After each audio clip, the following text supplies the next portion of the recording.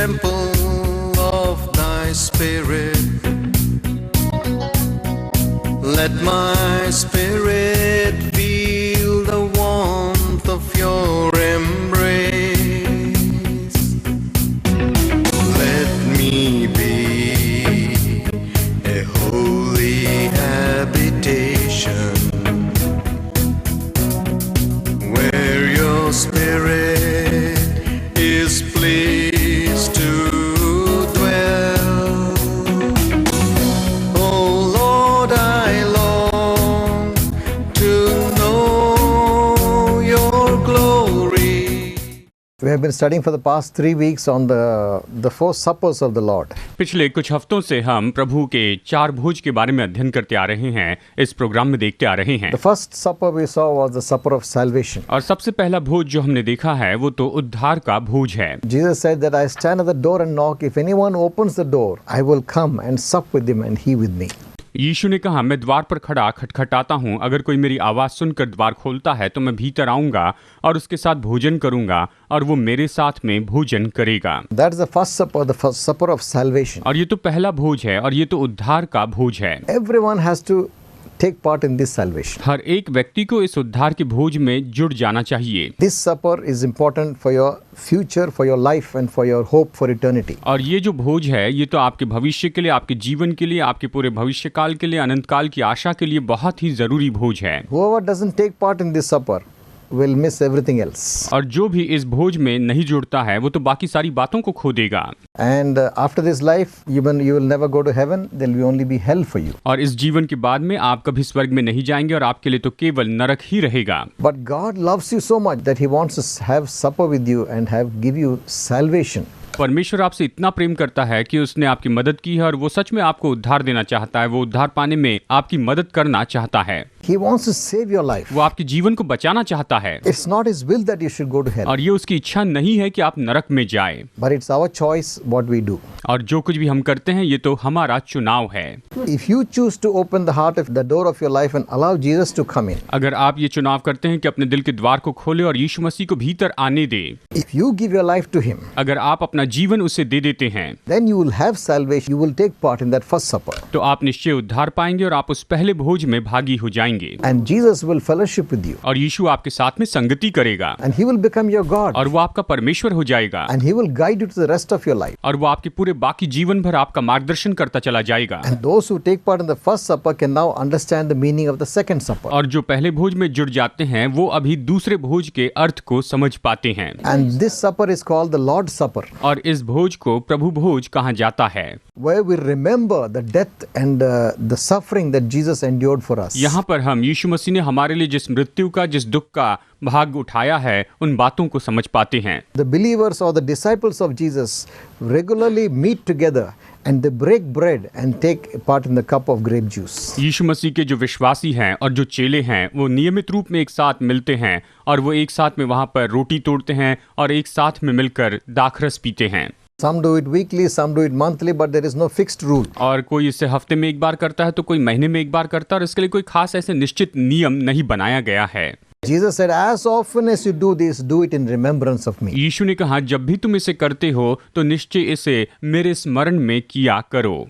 And we saw that this second supper is very powerful. और हमने ये भी देखा कि ये दूसरा जो भोज है ये तो बहुत ही सामर्थी It है। reminds Satan of his defeat at the cross. और ये तो शैतान को क्रूस पर उसकी हार याद दिलाता है, ये याद दिलाता है कि शैतान हार चुका है। And as often as we remember the sorrow and the suffering of Jesus, we would not like to sin against Him and cause more suffering to Him. और जैसे ही आप जितनी बार प्रभु यीशु मसीह को स्मरण करते हैं, उसके दुख उठाने को याद करते हैं, तो निश्चय हम उसके विरुद्ध में पाप नहीं करना चाहते हैं। हम नहीं चाहते हैं कि वो इस तरह के दुख उठाएं। And those who have taken part in the first and the second suppers, और जो पहले भोज में और दूसरे भोज में जुड़ चुके हैं ऐसे लोग, they will be qualified for the third supper. वो तीसरे भोज के लिए योग्य ठहराए जाएंगे।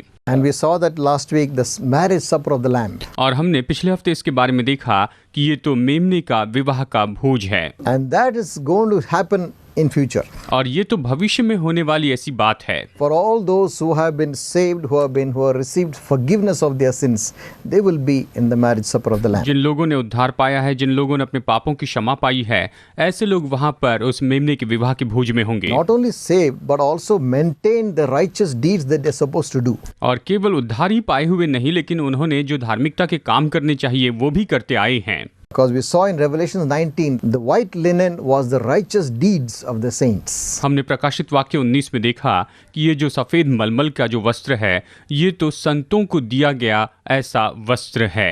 Many times we don't do anything to obey the word of God and do the things God says we do, and yet we say we are saved. और हालांकि कई बार ऐसा होता है कि हम कुछ भी नहीं करते हैं, कि हम धार्मिकता के काम करते जाए जैसे कि परमेश्वर ने कहा है, लेकिन फिर भी हम उद्धार One पाते हैं। person came to the marriage feast, but he didn't have the wedding gown. हमने देखा कि एक व्यक्ति तो उस विवाह के भोज में आया था, लेकिन उसके पास में विवाह भोज के वस्त्र नहीं थे। So not only we live a righteous and holy life, हम केवल धार्मिकता का और पवित्रता का जीवन ही नहीं जीते हैं, but we also do the righteous deeds of looking after the poor and blessing the poor and preaching the gospel of Jesus. लेकिन साथ साथ में हम धार्मिकता का काम भी करते हैं, यानी हम गरीबों की देखभाल करते हैं, गरीबों के लिए आशीष होते हैं और यीशु मसीह की ज्योति के जैसे होते हैं।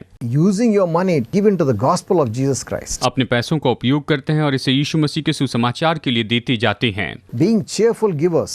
हम हर्ष से देने वाले हो जाते हैं। Now we come to the fourth supper. और अब हम चौथे भोज की ओर आते हैं। Those who have taken part in the first supper will not be in the fourth supper. जो लोग पहले भोज में जुड़े हैं, वो इस चौथे भोज में नहीं जुड़ेंगे। Whosoever does not take part in the first supper, जो भी व्यक्ति पहले भोज में नहीं जुड़ा हुआ है, they will not have any part in the second and third, उसका तो दूसरे और तीसरे भोज में कोई भी भाग नहीं होगा, and they will definitely have a part in the fourth. लेकिन वो तो निश्चय ही चौथे भोज में जुड़ जाएंगे। What is this fourth supper of the Lord? और ये प्रभु का जो चौथा भोज है, ये क्या है? We find this in the book of Revelations chapter 19. हम इसे प्रकाशित वाक्य अध्याय 19 में पाते हैं। Talks about the time after the marriage supper of the Lamb. और ये तो मेमने के विवाह के भोज के बाद के समय के बारे में हमें बताता है कि मेमने के विवाह के भोज के बाद क्या होगा। It says, heaven was opened in verse 11, and behold a white horse, and he who sat on the white horse was called faithful and true, and in righteousness he judges and wages war. प्रकाशित वाक्य अध्याय 19 वचन 11। फिर मैंने स्वर्ग को खुला हुआ देखा और देखता हूँ कि एक श्वेत घोड़ा है और उस पर एक सवार है जो विश्वास योग्य और सत्य कहलाता है और वो धर्म के साथ न्याय और युद्ध करता है। इस तरह से वचन कहता है। And is coming back to the earth. और वो इस पृथ्वी पर वापस आता है, ये कहता है। Now the scene of this supper is at the end of 7 years of tribulation. अब ये जो भोज का जो चित्र है, ये तो क्लेश काल के यानी 7 साल के क्लेश काल के बिल्कुल अंतिम समय का भाग है। The Bible says there is coming a period where there will be 7 years of tribulation. Bible ये कहती है कि निश्चय एक ऐसा समय आएगा जहां पर 7 साल का क्लेश काल होगा। The first 3.5 years will be tribulation, but the second 3.5 years will be great tribulation. पहले 3.5 साल जो है वो तो क्लेश काल होगा और उसके बाद के जो 3.5 साल है उसे महाक्लेश काल कहा जाएगा। ये तो सच में बहुत ही भारी क्लेश का समय होगा। And the Bible says such days have not come upon this earth. और बाइबल ये कहती है कि ऐसे दिन अब तक पृथ्वी पर कभी नहीं आए। It has never been before, it will never be after. और ना तो ये पहले कभी आए थे और न इसके बाद कभी आएंगे। Before this 7 years of tribulation will start, और ये 7 साल के क्लेश काल शुरू होने के पहले ही, or just at the starting, या कहिए कि बिल्कुल उसके शुरुआत में ही, the church which is ready for Christ will be taken out of this earth. कलीसिया जो कि मसीह यीशु के लिए बिल्कुल तैयार है, वो तो इस पृथ्वी के ऊपर से उठा ली जाएगी। And they will go to be in heaven with Jesus. और वो यीशु मसीह के साथ में स्वर्ग में जाकर रहेंगे। Then begins the 7 years of tribulation when the Antichrist will be revealed. और फिर उसके बाद में 7 साल का क्लेश काल शुरू हो जाएगा जब ख्रिस्त विरोधी जो है वो प्रकट किया जाएगा। And many people even during those tribulation will still reject Christ. और उस क्लेश काल के बीच में भी बहुत से ऐसे लोग होंगे जो मसीह यीशु का विरोध करते जाएंगे। There will be many who during those tough times will receive Christ through great difficulty. और ऐसे भी बहुत से लोग होंगे जो इस मुश्किल के समय में बड़ी मुश्किल से प्रभु यीशु मसीह को स्वीकार करेंगे। But many people will start cursing God for all the tribulation they are facing. लेकिन बहुत से लोग जो है जिस क्लेश का वो सामना कर रहे हैं उसके कारण परमेश्वर को कोसना शुरू कर देंगे। And instead of repenting of their sins, they'll start cursing God. और अपने पापों से पश्चाताप करने के बजाय वो तो वहां पर परमेश्वर को कोसते चले जाएंगे। And at the end of this terrible 7 years, और ऐसे भयानक 7 साल के अंत में यानी उसके आखिर में, At the end of the marriage feast of the Lamb, मेमने के विवाह भोज के बिल्कुल अंतिम समय में Jesus will now come down back to this earth with his saints. यीशु अपने संतों के साथ इस पृथ्वी पर वापस आएगा। And this is the scene for the fourth supper. और यही उस चौथे भोज का वो चित्र है, इसे हम यहाँ पर देख सकते हैं। It says in verse 14, and the armies which are in heaven, clothed in fine linen, white and clean, they were following him on white horses. और वचन 14 कहता है, स्वर्ग की सेना श्वेत घोड़ों पर सवार और श्वेत और शुद्ध मलमल पहने हुए उसके पीछे पीछे है। इस तरह से वचन हमें बताता है।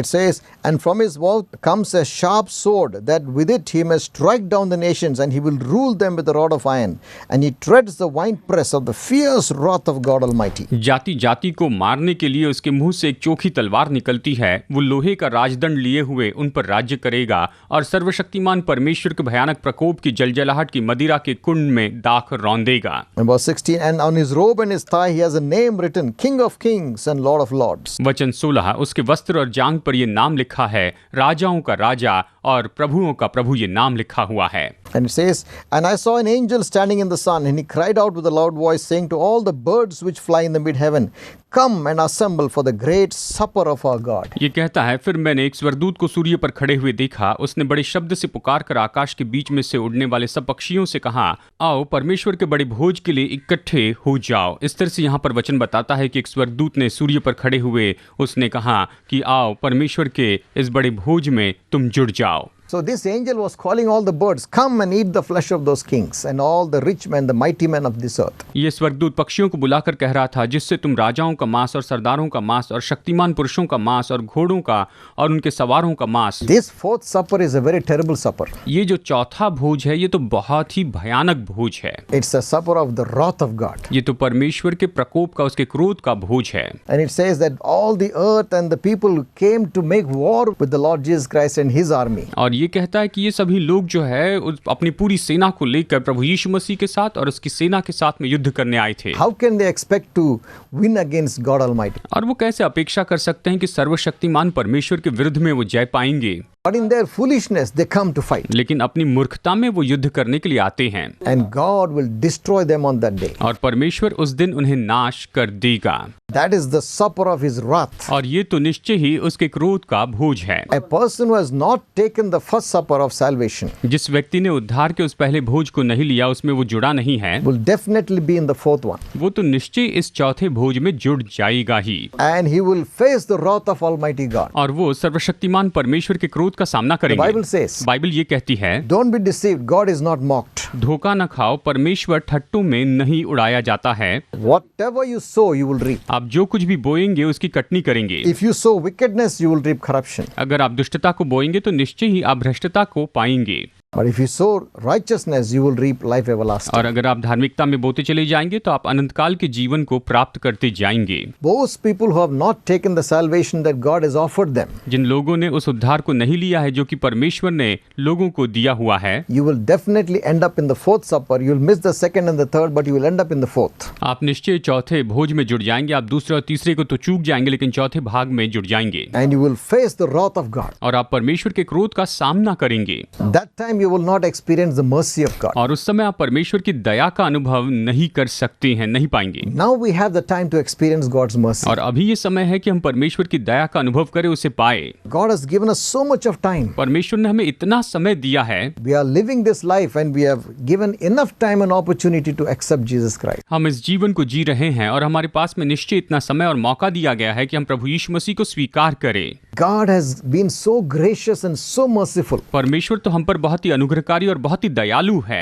And now, not only through the preaching in the churches and the people are, even through media, everywhere people are hearing the gospel of Jesus Christ. और अब केवल चर्च के प्रचार के द्वारा ही नहीं, लेकिन यहाँ तक कि मीडिया के द्वारा इस माध्यम से पूरे संसार में हर जगह पर लोग यीशु का सुसमाचार सुनते जा रहे हैं। God is willing to go to any extent that you can come to know Him.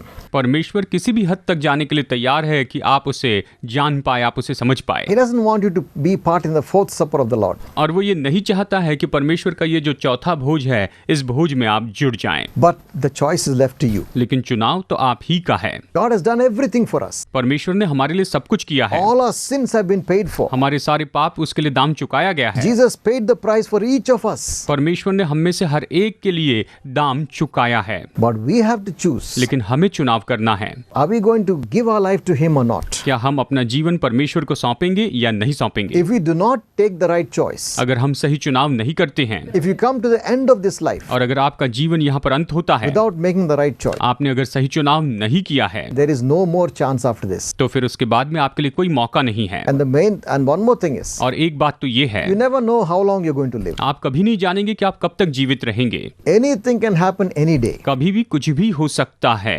You may be involved in an accident on the road. शायद हो सकता है कि सड़क पर आपका एक्सीडेंट हो जाए, Unexpected. बिना अपेक्षा के ही। Unexpected diseases may come. अनपेक्षित ऐसी कोई बीमारी आ सकती है, Unexpected hypertension and blood burst and you're dead in one day. और ऐसा हो सकता है कि अचानक कोई हाइपरटेंशन आ जाए और एक ही दिन में आपकी मृत्यु हो जाए। Anything can happen. कुछ भी हो सकता है। Some thief can come to your home and do something to you. और कोई चोर आपके घर में घुसकर आपके विरुद्ध में कुछ कर सकता है। How do you know what will happen tomorrow? आप कैसे जानेंगे कि कल क्या होगा? The Bible says, बाइबल कहती है, today is the day of salvation. आज का दिन उद्धार का दिन है। Do not neglect His voice when He's speaking to you. जब परमेश्वर आपसे बातें करता है तो परमेश्वर की आवाज को अनदेखा मत कीजिए, For you never know what tomorrow may bring. क्योंकि आप नहीं जानते हैं कि कल आपके लिए क्या लेकर आएगा। No one can say with surety, I'm going to be there tomorrow. I'll be there after 1 year. Nobody can say. कोई भी इस तरह से गारंटी से नहीं कह सकता कि मैं कल रहूंगा और मैं 1 साल के बाद भी जीवित रहूंगा। कोई इसकी गारंटी नहीं दे सकता है।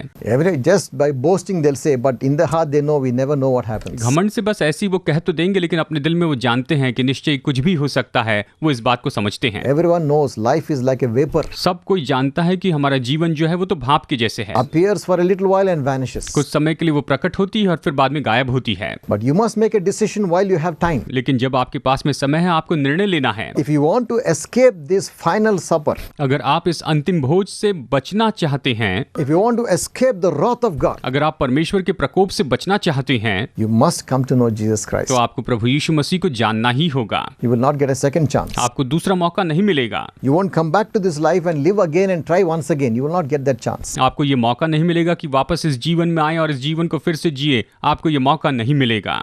The Bible says, बाइबल कहती है, it is appointed unto man once to die and after that judgment. मनुष्य के लिए एक बार मरना और उसके बाद में न्याय होना निश्चित है। Everything that you have done on this life is recorded. और जो कुछ भी आपने इस जीवन में किया है वो सब कुछ लिखा गया है। And nothing escapes the eye of God. और कुछ भी परमेश्वर की आंखों से नहीं बच सकता। Even the secret things which you thought nobody saw. और यहाँ तक कि गुप्त बातें जो आपने सोची उसे किसी ने नहीं देखा है।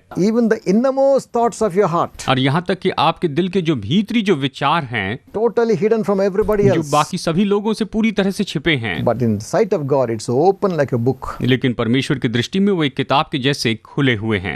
Even the darkness is light before Him, the Bible says. Bible कहती कि यहाँ तक कि अंधकार जो है वो तो परमेश्वर के सामने ज्योति के जैसे प्रकट है। He sees everything. वो सब कुछ देखता है। So remember, the day you stand before Him, if your sins are not forgiven, what will be your situation there? तो याद कीजिए, जब आप उसके सामने खड़े रहेंगे और आपके पाप क्षमा नहीं किए गए हैं, तो उस समय आपका क्या होगा?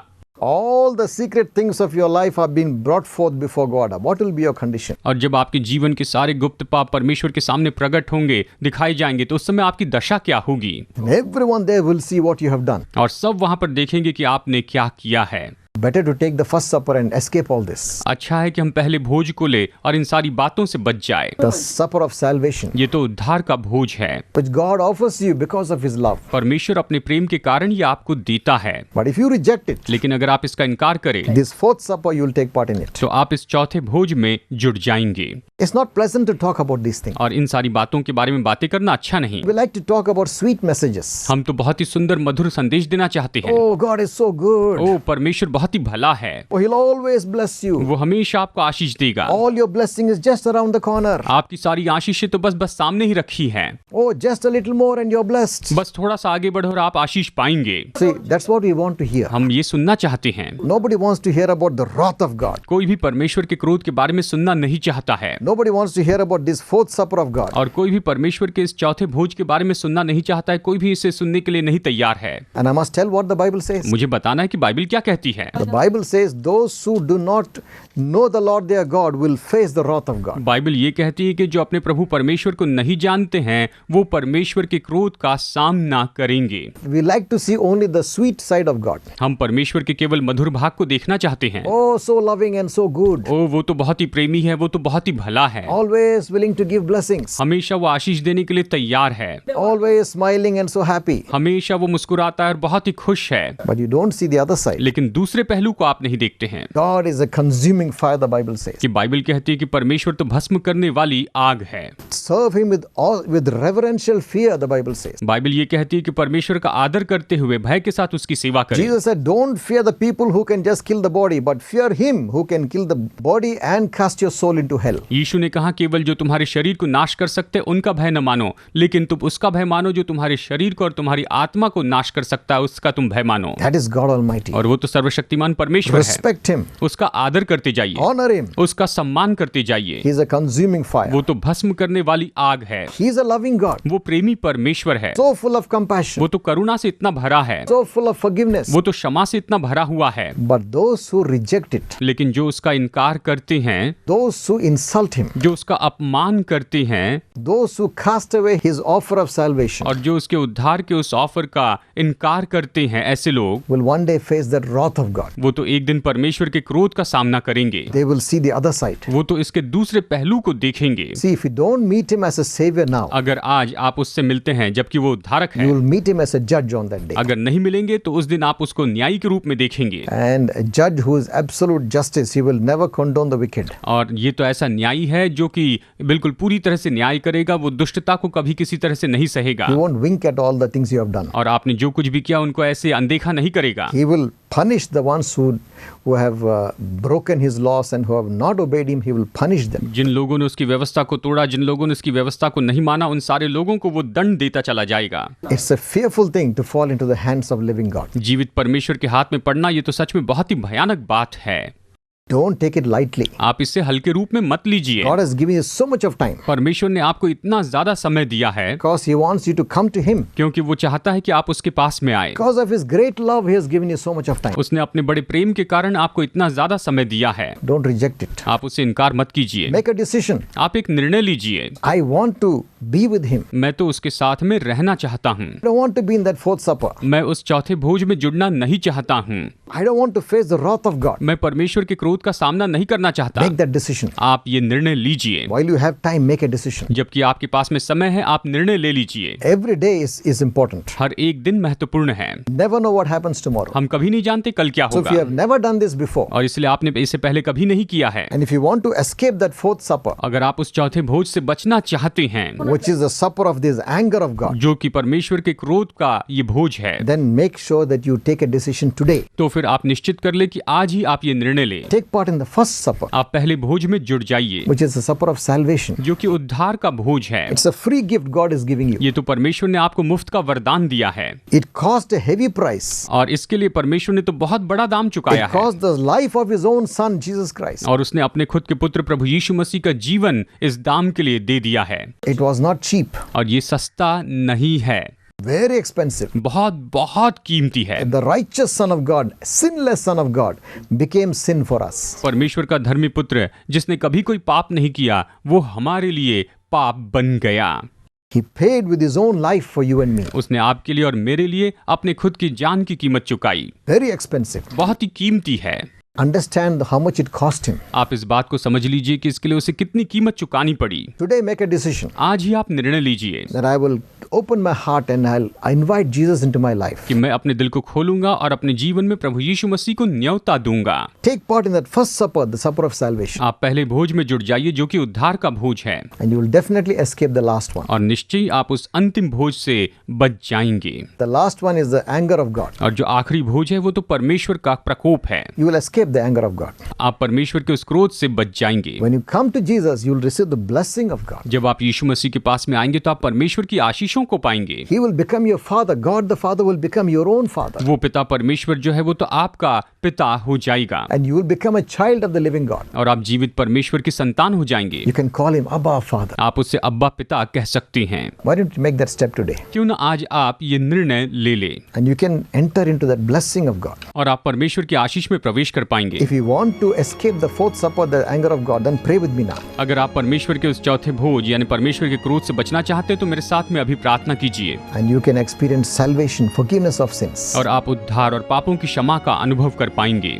Close your eyes. अपनी आंखें बंद कीजिए, Pray with me. मेरे साथ प्रार्थना कीजिए, Sincerely with all your heart. बड़ी ईमानदारी से अपने पूरे दिल से मेरे साथ प्रार्थना कीजिए। Lord Jesus, Prabhu Yeshu Masih, I believe that you are the Son of God. मैं विश्वास करता हूँ कि तू परमेश्वर का पुत्र है। I believe that you came to this world to die on the cross for my sins. मैं विश्वास करता हूँ कि तू इस संसार में आया कि क्रूस पर मेरे पापों के लिए मर जाए। I believe that you never committed sin, but for my sin you died. मैं जानता हूँ, मैं विश्वास करता हूँ कि तूने कोई पाप नहीं किया लेकिन मेरे पापों के लिए तू मर गया। I open the door of my heart. मैं अपने दिल के द्वार को खोलता हूँ। Come into my life, Lord Jesus. प्रभु यीशु मसीह मेरे जीवन में आ जा, Fellowship with me. मेरे साथ संगति कर। I want to fellowship with you. मैं तेरे साथ संगति करना चाहता हूँ। Forgive all my sins. मेरे सारे पापों को क्षमा कर, Save my soul. मेरे आत्मा का उद्धार कर। I will follow you all the days of my life. मैं अपने जीवन भर तेरे पीछे चलते रहूंगा। In Jesus' name I pray. यीशु के नाम में प्रार्थना करता हूँ। Amen. Amen. If you have prayed that prayer sincerely, अगर आपने ईमानदारी से ये प्रार्थना की है get hold of a Bible. तो आप अपनी बाइबल लीजिए, Study the Bible. बाइबल का अध्ययन कीजिए, Step by step, serially.